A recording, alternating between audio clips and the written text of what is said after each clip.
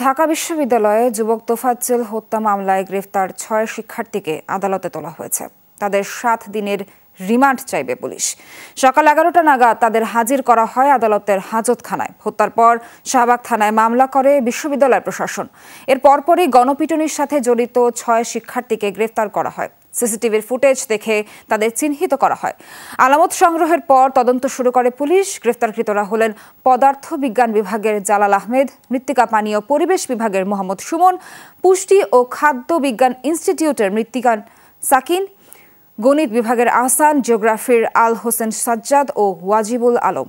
বুধবার চোর সন্দেহে তোফাজ্জলকে আটক করে ফজলুল হক মুসলিম হলের শিক্ষার্থীরা। পরে রাত 10টা পর্যন্ত হলের গেস্ট রুমে কয়েক দফা তাকে মারধর করা হয়। অসুস্থ হয়ে পড়লে মধ্যরাতে হাসপাতালে নেওয়া হয়। সেখানে চিকিৎসকরা তাকে মৃত ঘোষণা করেন।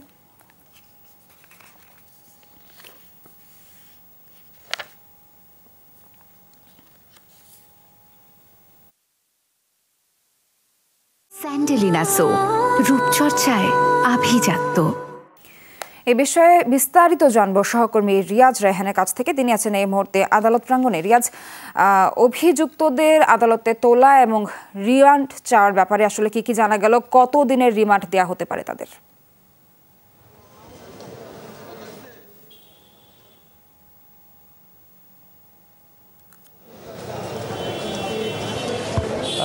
সোহার, তাদেরকে নিয়ে আসা হয়েছে আদালতে এবং কিছুক্ষণ আগে এই যে আদালত চত্বর আছে সেখানে প্রসিকিউশনের যে কক্ষ রয়েছে সেই প্রসিকিউশনের কক্ষে তাদেরকে রাখা হয়েছে।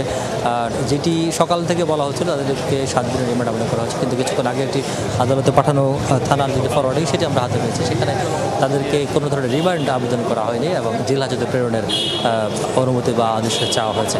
তবে এখানে দুটি বিষয়, একটি হচ্ছে যদি তাদেরকে জেল হাজতে পাঠাতে হয় সেক্ষেত্রে এক হচ্ছে সরাসরি তাদেরকে যাদের জামিন নামঞ্জুর করে কারাগারে পাঠাতে পারেন আদালত।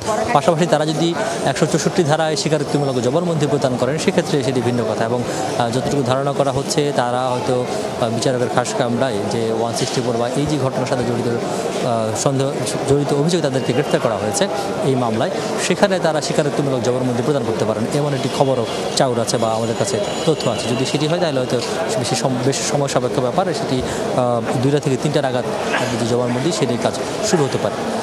একটি বিষয়। আরেকটি বিষয় হচ্ছে পুলিশের অতিরিক্ত ডিআইজি এবং ডিবির সাবেক কর্মকর্তা আলোচিত মশিউর রহমানকে গ্রেফতার করা হয়েছে নিউমার্কেট থানার মামলায়। তাকেও কিছুক্ষণের মধ্যে আদালতে হাজির করার কথা রয়েছে। ডিবি সূত্র যেটি বলছে তাকে হাজির করে 10 দিনের রিমান্ডে আবেদন করা হবে এবং তার পরবর্তীতে তার বিরুদ্ধে আরও যে অভিযোগগুলো রয়েছে বা মোট 8টি হত্যা মামলা রয়েছে তার বিরুদ্ধে, সেসব বিষয়ে যে প্রসিকিউশন সেটি চলমান থাকবে বলে জানিয়েছে ডিবি সূত্র। সোহাগ। রিয়াজ, ধন্যবাদ আপনাকে।